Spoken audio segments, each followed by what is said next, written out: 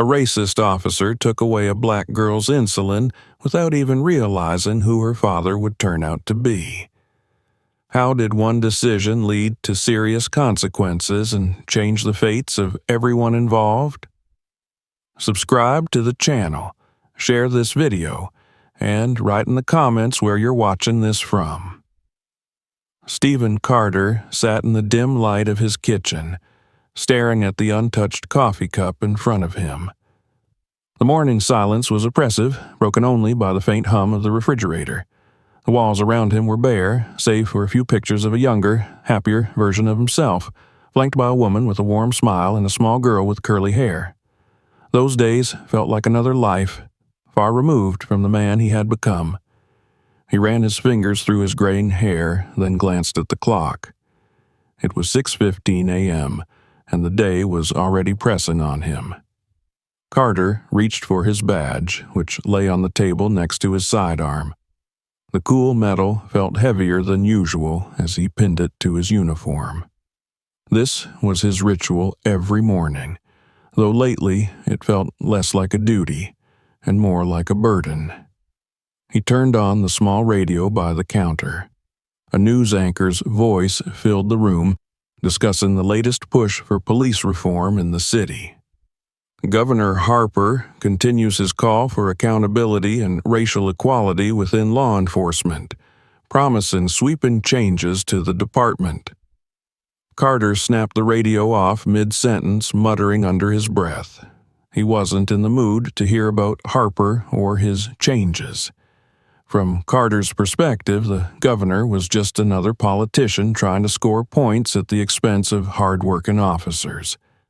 What did Harper know about walking the beat, about facing danger every day? The drive to the precinct was uneventful, the city streets just beginning to stir with early morning commuters. As Carter navigated the familiar route, his thoughts turned inward. He had spent over 15 years in the force, patrolling the same neighborhoods, seeing the same faces. He knew these streets better than anyone, and he knew trouble when he saw it. Or at least he believed he did. By the time Carter arrived at the precinct, the hum of activity had already begun. Officers bustled about, sipping coffee and trading jokes as they prepared for their shifts. Carter nodded at a few familiar faces, but kept mostly to himself. The camaraderie of the department felt more like a distant memory these days. "Morning, Carter," his partner, Joe Ramirez, called out as Carter approached his desk. Joe was a few years younger, but had a sharp wit that often cut through the monotony of their shifts. "You ready to save the city again?" Carter grunted in response, setting down his things. "Let's just get through the day." Joe smirked. "What's eating you this time? Don't tell me you're still stewing over Harper's speech." Carter shot him a look but said nothing. Joe chuckled. "Man, you need to relax. Harper's just another suit. Let him talk all he wants. It's not like he's the one out here dealing with the real world." Carter appreciated Joe's attempt to lighten the mood, but the tension in his chest didn't ease. He couldn't shake the feeling that the world was changing in ways he didn't understand, and that he was being left behind. Their patrol assignment for the day took them to the east side of the city, a district known for its high crime rate and struggling communities. Carter had spent years in these neighborhoods and had developed a sharp eye for trouble. To him, the signs were always obvious: shifty glances, hurried movements, the unmistakable air of desperation. It was a skill that had served him well, or so he thought. The streets were quiet as their cruiser rolled through the neighborhood. The buildings here were old and crumbling, their facades marked with graffiti. Trash lined the curbs, and broken streetlights cast long shadows in the early morning light. Carter's gaze swept the scene, his hand instinctively resting on the grip of his sidearm. Joe broke the silence.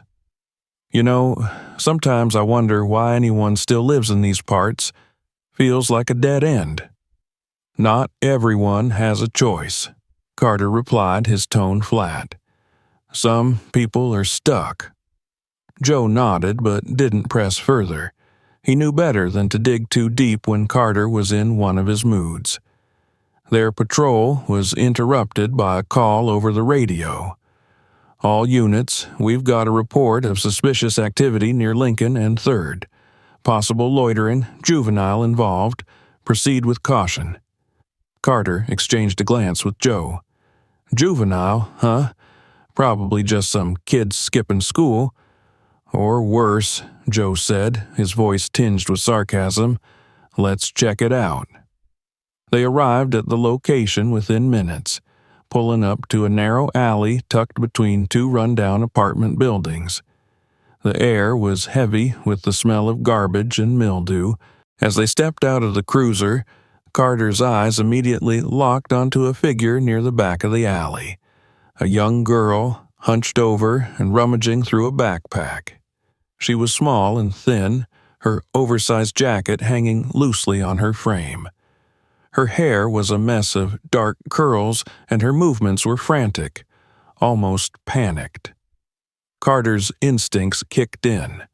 Something about the scene didn't sit right with him. "Hey," he called out, his voice sharp, "what are you doing back here?" The girl froze, her head snapping up. Her wide, fearful eyes met Carter's, and for a moment, neither of them moved. Then she clutched the backpack tighter and took a step back. "Stop right there," Carter commanded, his hand moving to his belt. "Show me your hands." Girl hesitated, then slowly raised her hands, revealing a small plastic bag and a syringe. Carter's stomach tightened. He had seen this too many times before. "Drop the bag," he ordered. "It's not what you think," the girl said, her voice trembling. "It's my insulin. I need it. Please, I'm not lying." Carter's gaze flicked to the syringe, then back to her face. Her desperation was palpable, but years of experience had taught him to be cautious. He had heard every excuse in the book, every sob story designed to manipulate his sympathy. "Put the bag down," he repeated, his voice firm. "We'll sort this out." "No, you don't understand," she cried, tears streaming down her cheeks. "I need it now. Please, I'm sick." Carter hesitated, his grip on his belt tightening. Joe, who had been watching silently, stepped forward. "Sarge, maybe." "Stay back," Carter snapped, cutting him off. His eyes remained locked on the girl. The tension in the alley was suffocating. The girl's breathing grew labored, her small frame shaking with the effort. Carter's mind raced. Was she telling the truth? Or was this another ploy? He couldn't afford to take chances, not here, not now. Finally, he took a step forward and reached for the bag. The girl let out a choked sob as she staggered back, her knees buckling beneath her.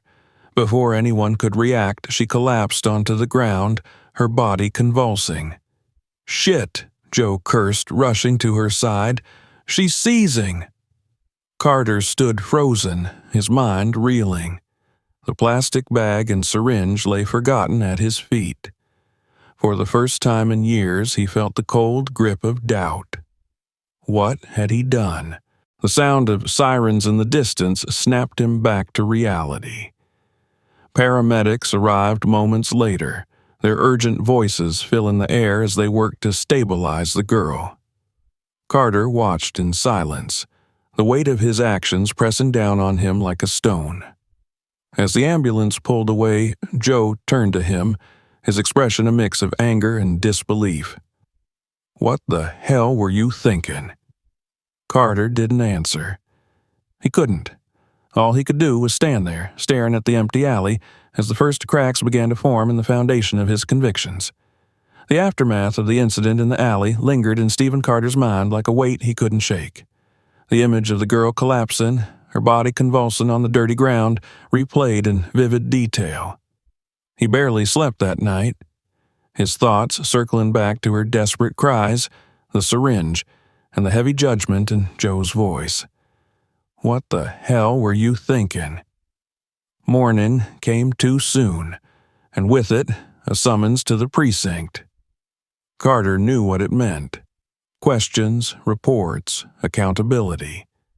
The department didn't take kindly to incidents that drew public scrutiny, and this one had the makings of a firestorm. News of the confrontation had already spread, sparking whispers among his colleagues. When Carter arrived, the usual chatter in the precinct seemed quieter, more subdued. Eyes followed him as he walked to his desk, their curiosity thinly veiled behind forced smiles or polite nods. He sat down heavily, his fingers drumming against the wooden surface, but before he could collect his thoughts, a voice called his name. "Carter, Captain wants you in his office." The speaker was Officer Hill, a rookie who barely concealed the smirk tugging at the corner of his lips.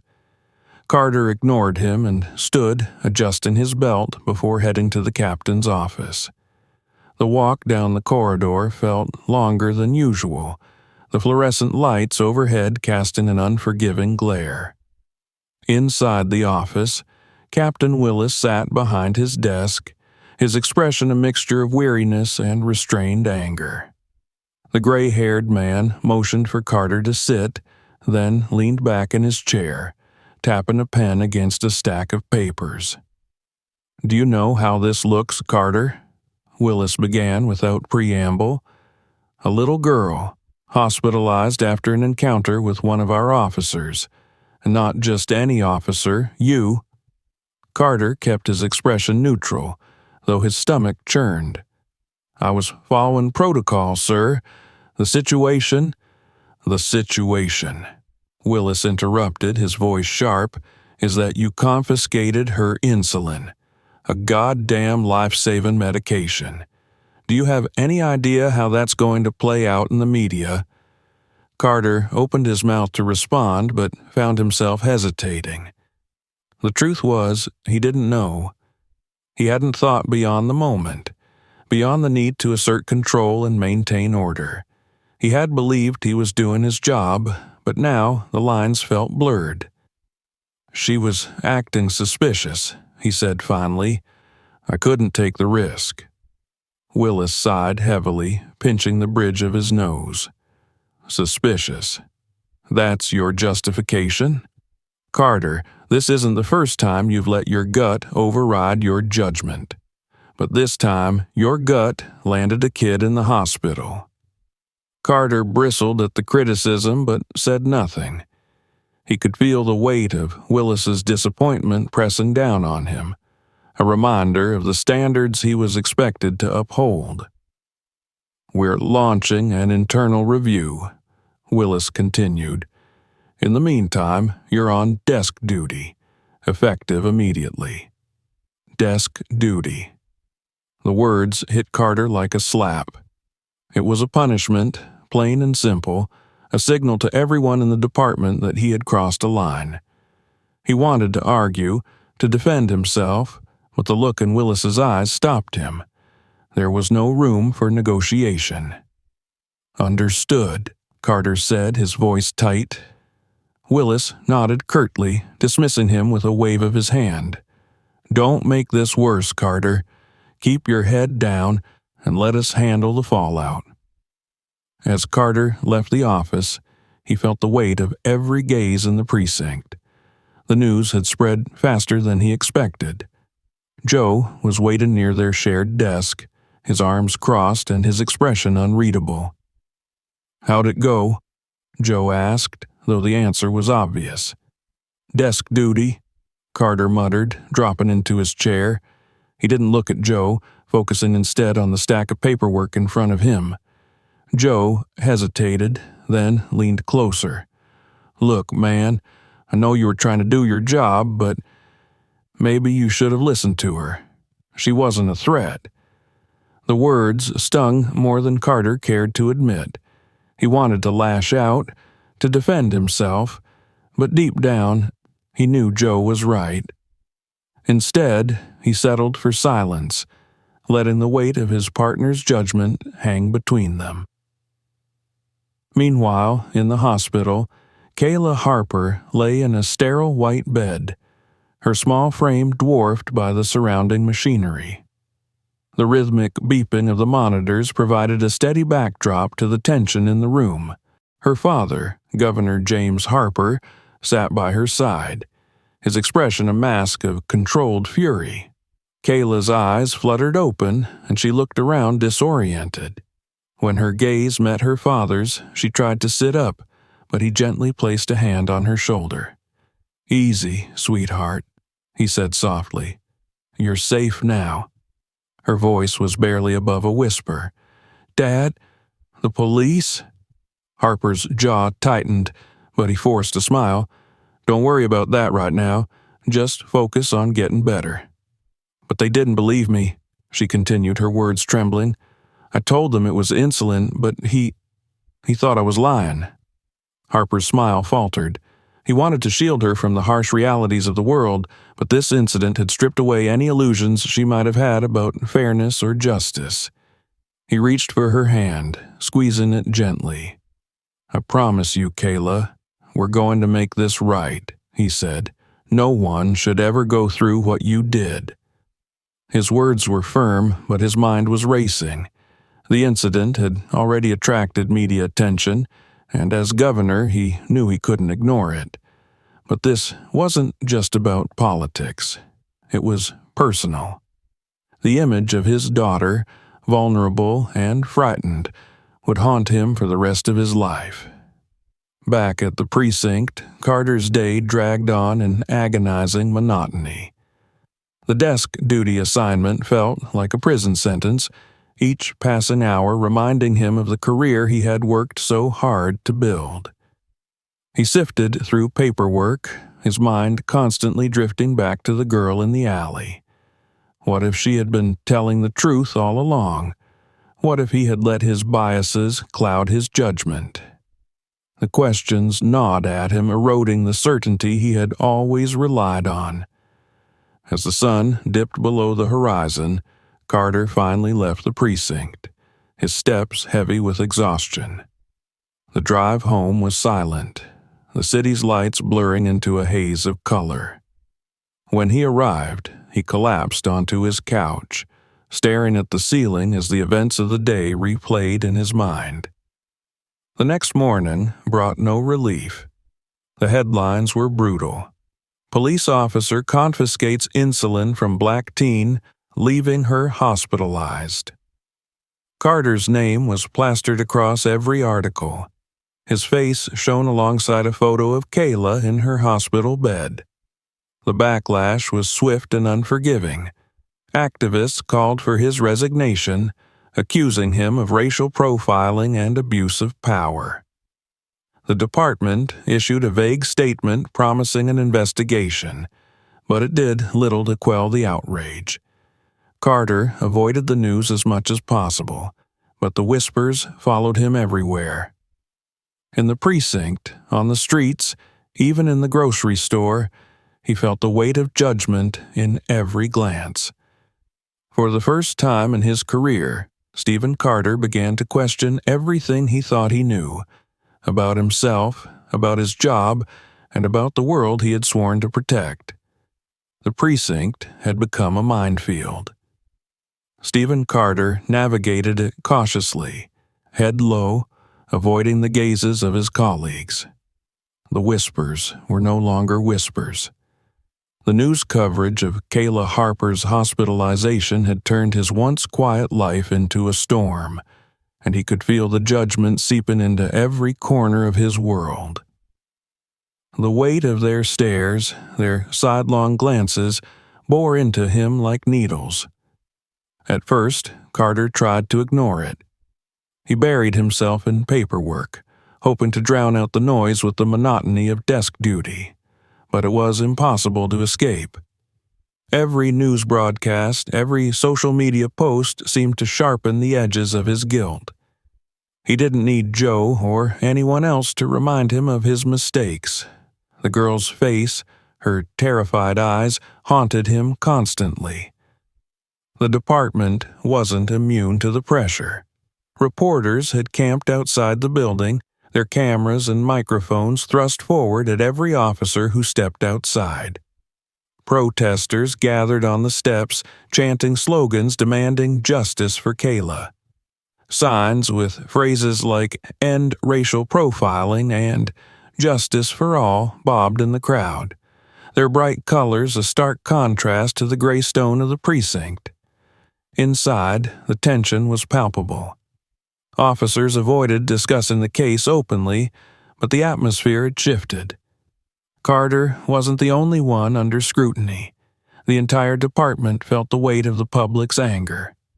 Conversations were hushed, punctuated by furtive glances toward the captain's office. Joe tried to offer some semblance of support, though even he seemed uncertain how to approach the situation. One afternoon, as they sat at their desks, Joe leaned over and said quietly, "Look, man, I know things are rough right now, but you've got to hold on. This'll blow over." Carter didn't respond. He knew Joe meant well, but the words rang hollow. This wasn't something that would blow over. The damage was done, and it felt irreversible. The breaking point came a few days later. Carter was working late, the precinct mostly empty, when Captain Willis called him into his office. The older man's face was grim, his usual stern demeanor weighed down by exhaustion. "Close the door, Carter," Willis said, motioning to the chair in front of his desk. Carter obeyed, sinking into the chair with a heavy sigh. Willis didn't waste time. "The governor has called for an independent review of the department. They're bringing in outside investigators to look into claims of racial bias and misconduct." Carter's stomach sank. He had known this was a possibility, but hearing it confirmed was another blow. "And what does that mean for me?" he asked, his voice low. Willis hesitated, then leaned forward, his hands clasped on the desk. "It means you're going to be their first target. The media has already painted you as the face of the problem. They're going to dig into your record, your cases, everything." Carter felt a surge of anger. "I followed protocol," he said, his voice rising. "I did my job. And now I'm being thrown to the wolves?" Willis raised a hand to silence him. "I don't like this any more than you do, Carter. But this isn't just about you. The department is under fire, and they need a scapegoat." The word hung in the air, heavy and accusatory. Scapegoat. Carter clenched his fists, his jaw tightening. He wanted to argue, to fight back, but he knew it was useless. The system he had spent his life defending was now turning against him. "Take some time off," Willis said finally. "Lay low, let this play out."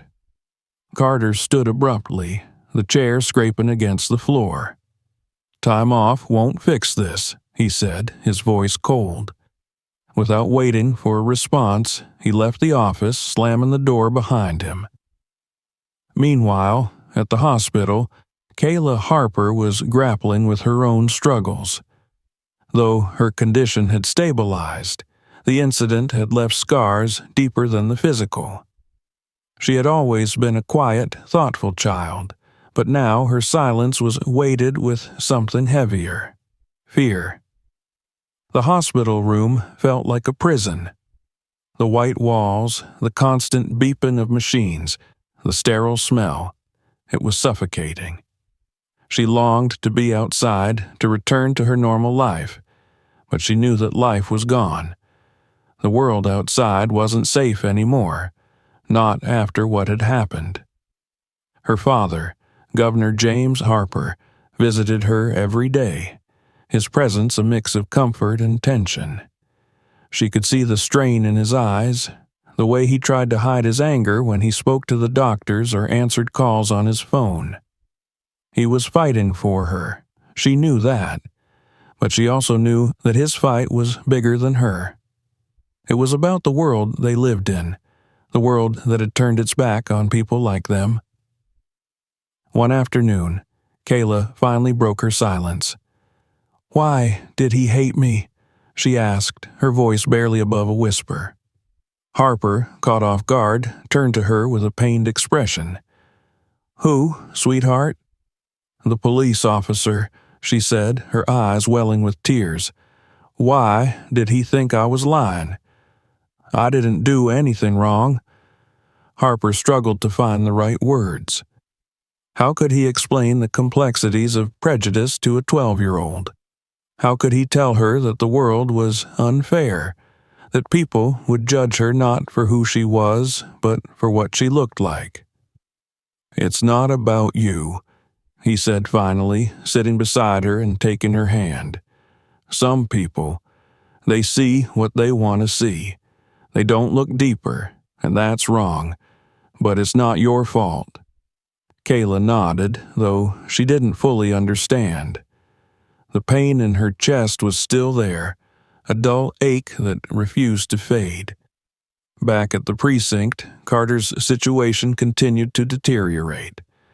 The independent review was brutal. Investigators combed through his record, questioning his past arrests and decisions, every action he had taken. Every judgment call was dissected and scrutinized. Colleagues who once trusted him now kept their distance, wary of being associated with him. Even Joe, his closest ally, seemed unsure how to bridge the growing gap between them. The isolation was crushing. The protesters outside grew louder, their chants echoing through the precinct walls. Carter avoided looking at them, but their voices were impossible to ignore. Justice for Kayla. Stop the bias. Each chant felt like a personal indictment. Carter began to question everything. Had he been wrong all along? Had his instincts, his training, been tainted by biases he refused to acknowledge? The questions gnawed at him, eroding the confidence he had once taken for granted. One evening, unable to bear the weight any longer, Carter found himself driving aimlessly through the city. He ended up in the same neighborhood where the incident had occurred. The alley was empty now, the shadows long and foreboding. He parked the car and stepped out, his footsteps echoing in the silence. As he stood there, staring at the spot where Kayla had fallen, memories flooded back. Her terrified eyes, her desperate pleas, the way her body had convulsed on the ground. It was all too vivid. He clenched his fists, anger and shame boiling inside him. For the first time, Stephen Carter allowed himself to feel the full weight of his actions. The doubts he had buried for so long rose to the surface, demanding to be confronted. And in that moment, he realized that the path forward would not be easy.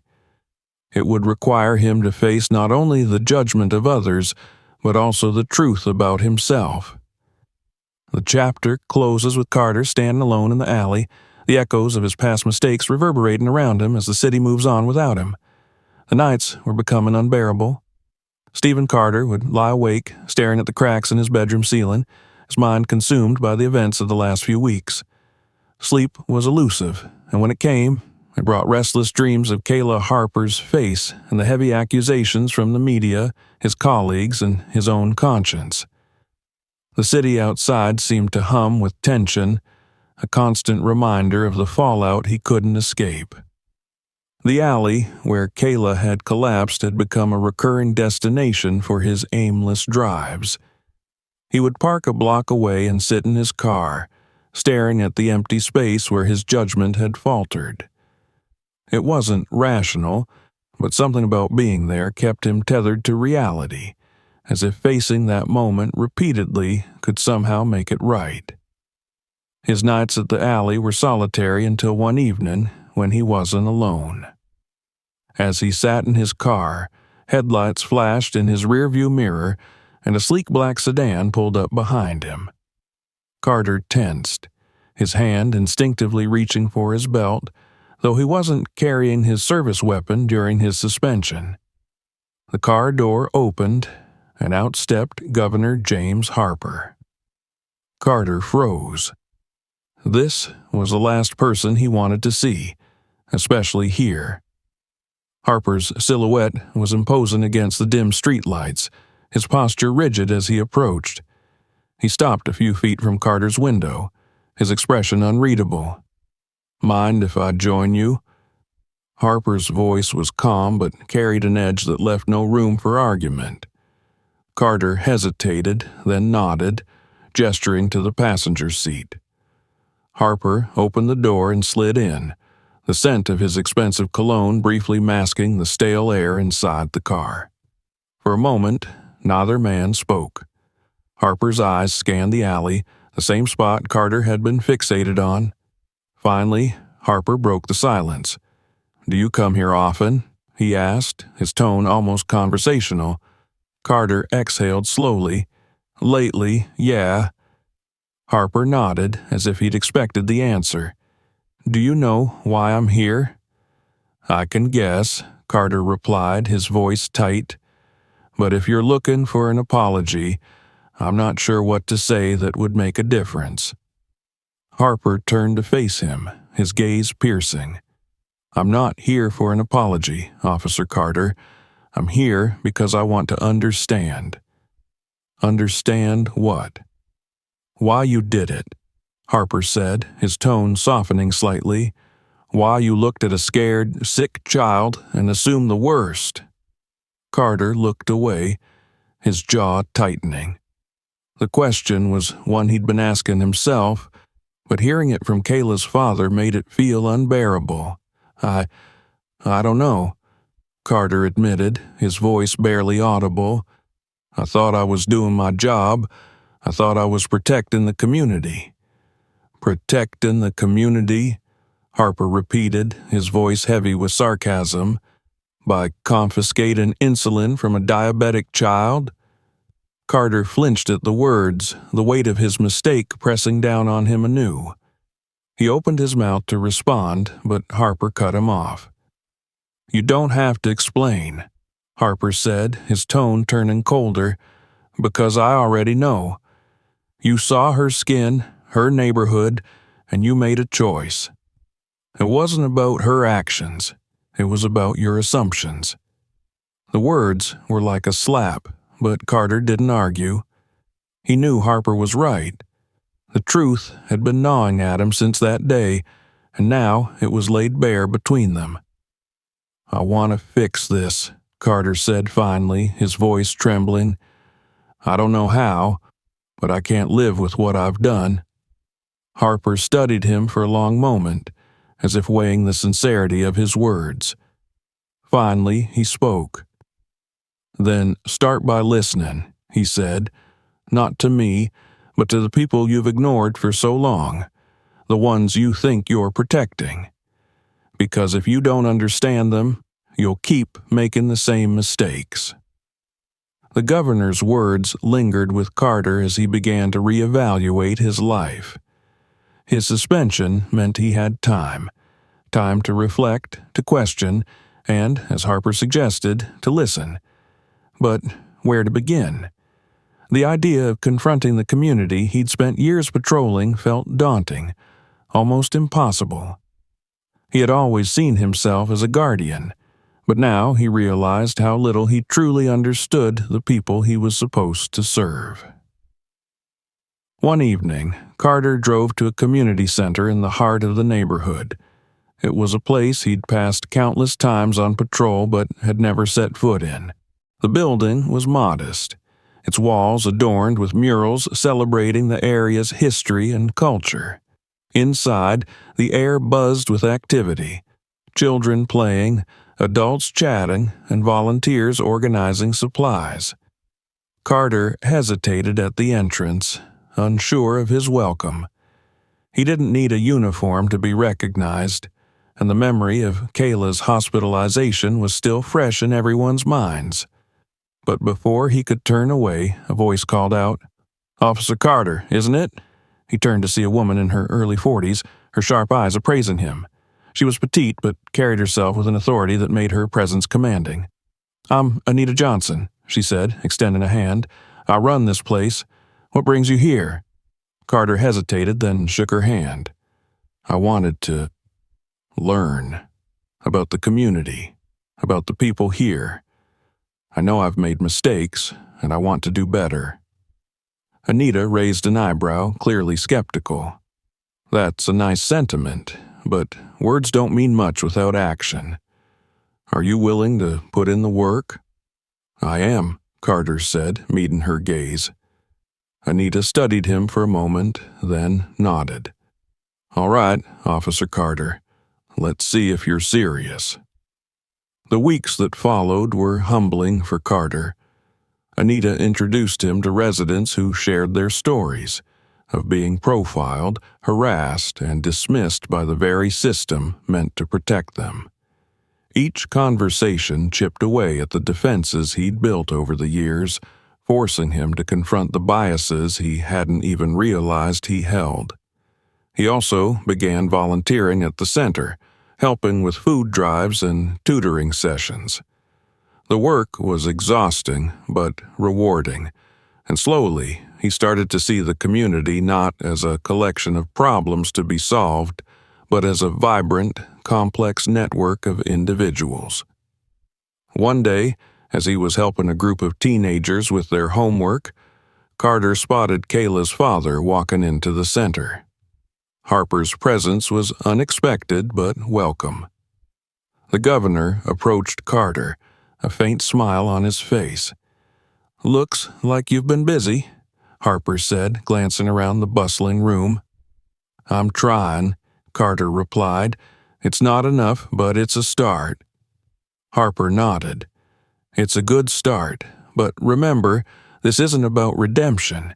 It's about responsibility." Carter took those words to heart. His journey wasn't about clearing his name or earning forgiveness. It was about doing the work to make amends, not just for Kayla, but for everyone he had failed. As the chapter closed, Carter stood outside the community center, watching as the sun dipped below the horizon. For the first time in weeks, he felt a glimmer of hope, not for himself, but for the possibility of change. It was a long road ahead, but he was finally taking the first steps. Stephen Carter's days at the community center began to reshape his perspective in ways he hadn't thought possible.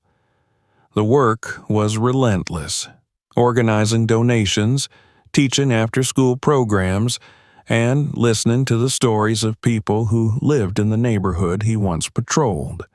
But it was also restorative. Every interaction, every moment spent building connections, chipped away at the walls he had constructed around himself for years. Yet, the shadow of his past mistakes lingered, a constant reminder that his efforts, however genuine, would never erase what he had done to Kayla Harper. Redemption wasn't a guarantee. It wasn't even the goal anymore. It was about accountability, about acknowledging the harm he had caused and working to ensure it didn't happen again. One evening, as Carter was wrapping up a tutoring session with a group of teenagers, Anita Johnson approached him. Her expression was uncharacteristically serious, and Carter immediately sensed that something was amiss.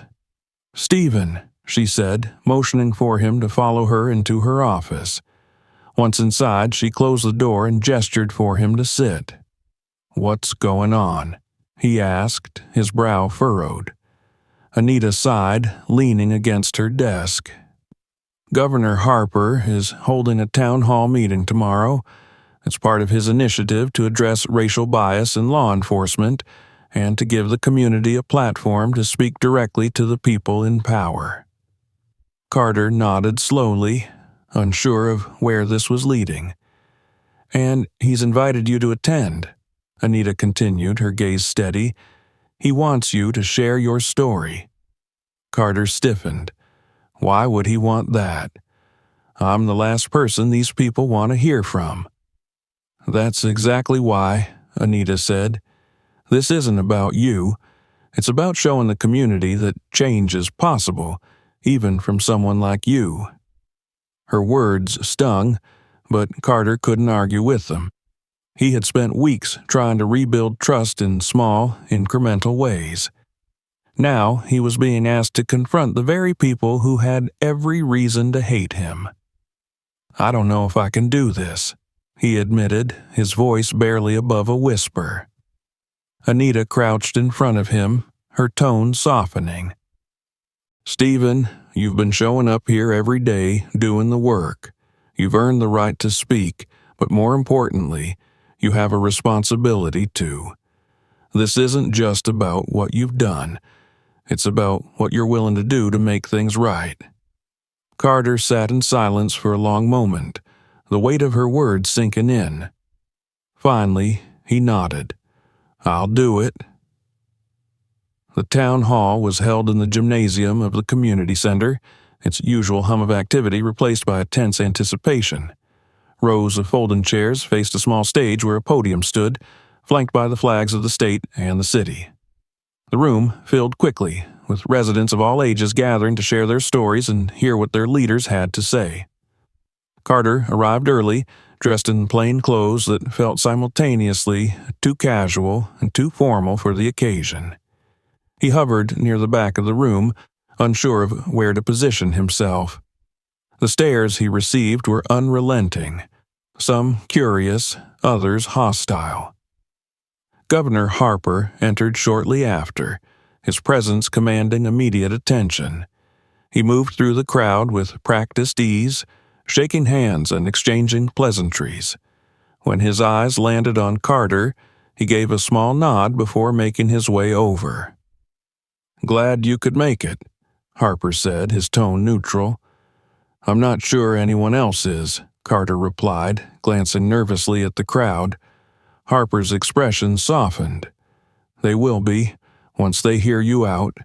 Just speak from the heart." Before Carter could respond, the meeting was called to order. Harper took the stage, his voice steady as he addressed the crowd. "Thank you all for being here tonight," he began. "This is an opportunity for us to have an honest, open dialogue about the issues that have plagued our city for far too long. We can't fix what we don't acknowledge, and tonight we acknowledge it together." Applause rippled through the room, though it was tempered by the gravity of his words. Harper went on to outline the steps his administration was taking to address systemic bias, from increased training for officers to community oversight committees. Then he paused, his gaze sweeping the audience. "But tonight isn't just about policies," he continued. "It's about people.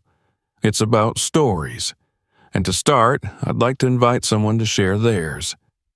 Officer Stephen Carter, would you join me?" The room fell silent. All eyes turned to Carter, and he felt his chest tighten.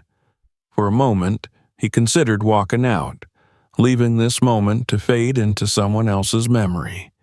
But then he saw Kayla sitting in the front row, her small frame dwarfed by the chair but her gaze unwavering. Summoning every ounce of courage he had, Carter stood and made his way to the stage. The walk felt interminable, the weight of the crowd's scrutiny pressing down on him with each step. When he reached the podium, he gripped its edges tightly, his knuckles white against the wood.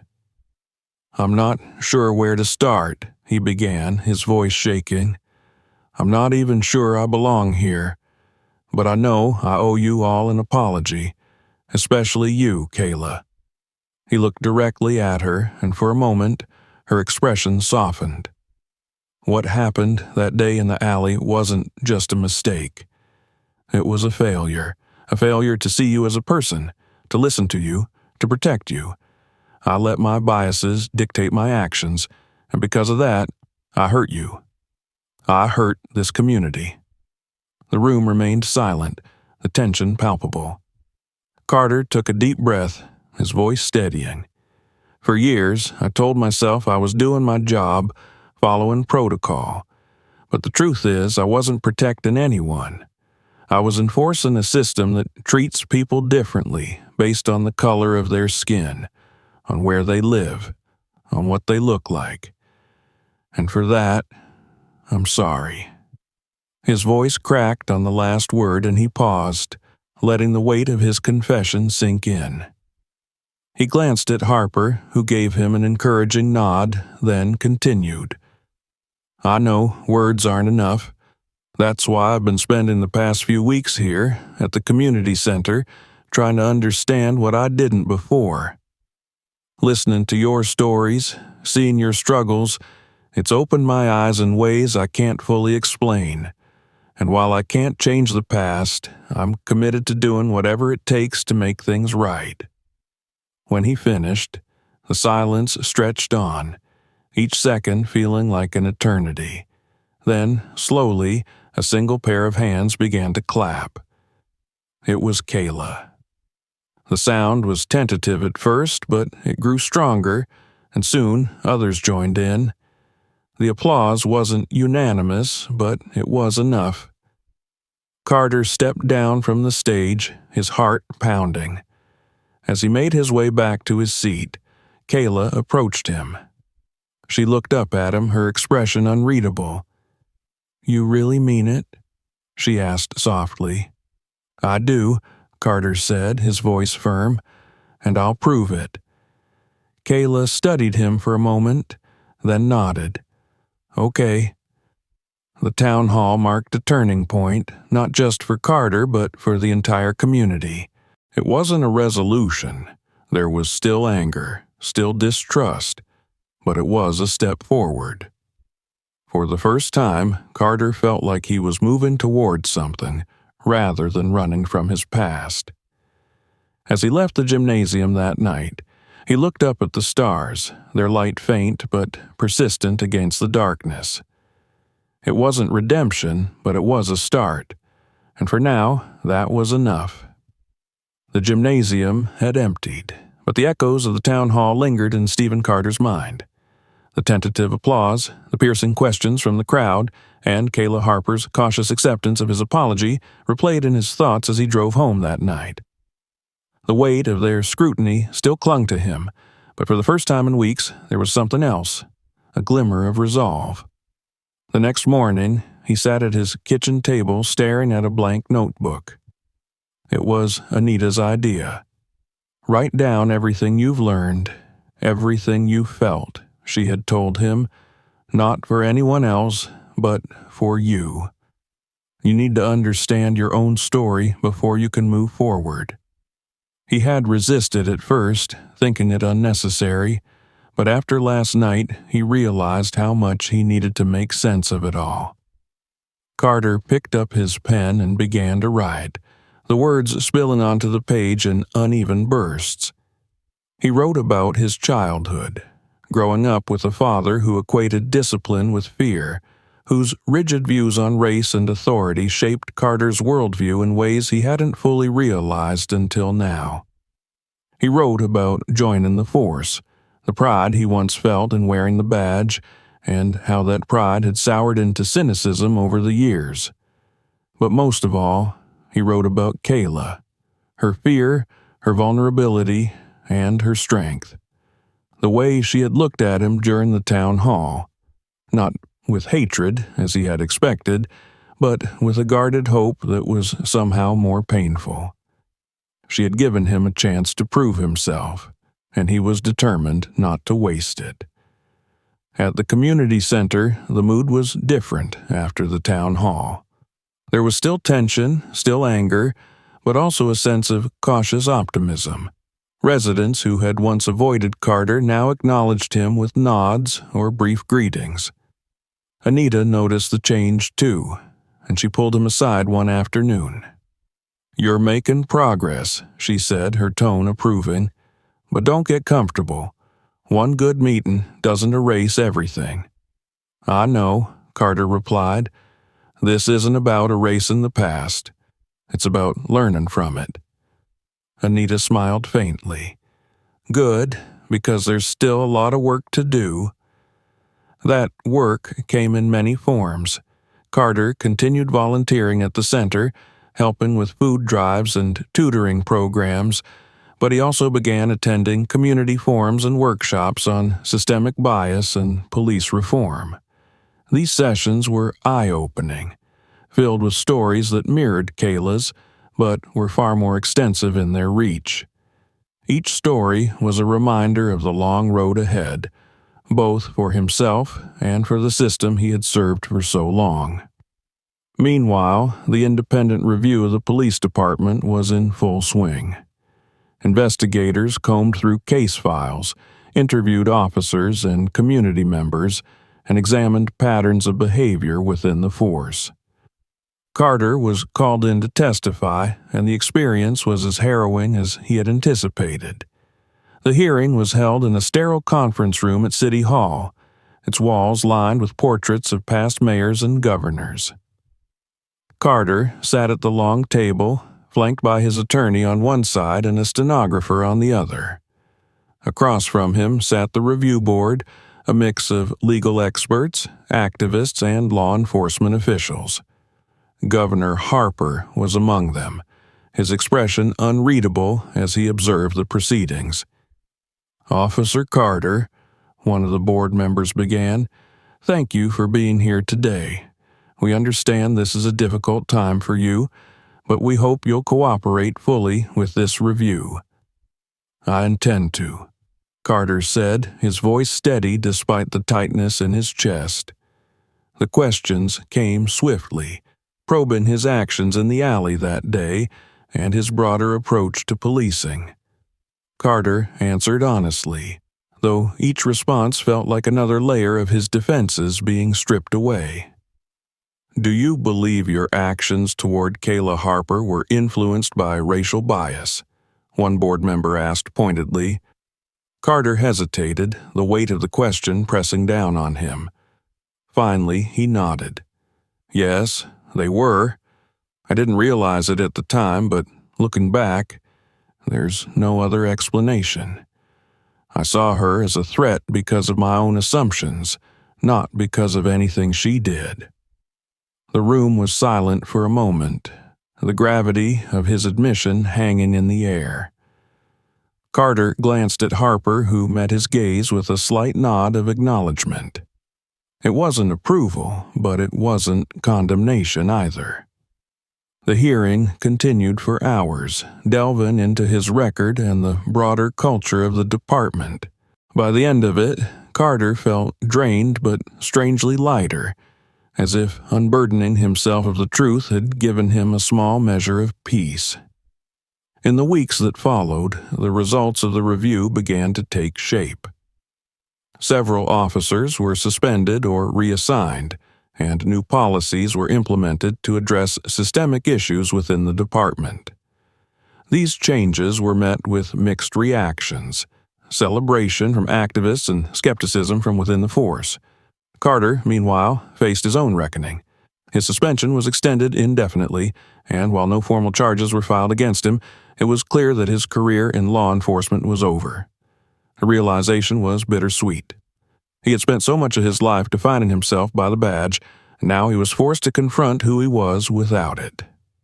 One afternoon, as he packed up his belongings from his precinct locker, Joe approached him. The younger officer looked uncomfortable, his hands shoved into his pockets. "Hey," Joe said awkwardly. "I heard about the review. Tough break." Carter shrugged. "It's fair, I earned it." Joe hesitated, then nodded. "For what it's worth, I think what you're doing at the center is good, important." "Thanks," Carter said, though the words felt hollow. He didn't need Joe's approval. He needed to keep moving forward. The final piece of Carter's journey came in the form of an unexpected invitation. Kayla Harper's school was hosting a community event, and she had asked him to attend. The request was both humbling and terrifying, but Carter knew he couldn't refuse. The event was held in the school auditorium, its walls decorated with artwork and posters from the students. Kayla was among the speakers, and when she took the stage, the room fell silent. She spoke about her experiences, about the fear and anger she had felt that day in the alley and the weeks that followed. But she also spoke about hope, about the possibility of change, even in the most unlikely places. "Officer Carter hurt me," she said plainly, her voice steady. "But he's also shown me that people can change, and that gives me hope, for him, for my community, and for our future." When she finished, the room erupted into applause. Carter felt tears sting his eyes, but he didn't try to hide them. This wasn't about him. It was about her, about the strength she had shown in the face of everything he had put her through. After the event, Kayla approached him, her small hand extended. He shook it, his voice thick with emotion. "Thank you," he said simply. She smiled. "You're welcome. Just don't mess it up." Carter laughed, the sound surprising even himself. For the first time in a long time, he felt a sense of closure, not an end, but a beginning. As Carter walked out of the school that evening, the city stretched out before him, its lights twinkling against the dark sky. The road ahead was uncertain, but for the first time he felt ready to face it. His journey wasn't over. It had barely begun, but he was determined to see it through. Not for redemption, but for justice. For Kayla. For everyone. If this story hooked you, subscribe so you don't miss new videos. Share this story with your friends and leave your thoughts in the comments. We value your opinion. And to see even more stories, skip to the next video or explore others on our channel.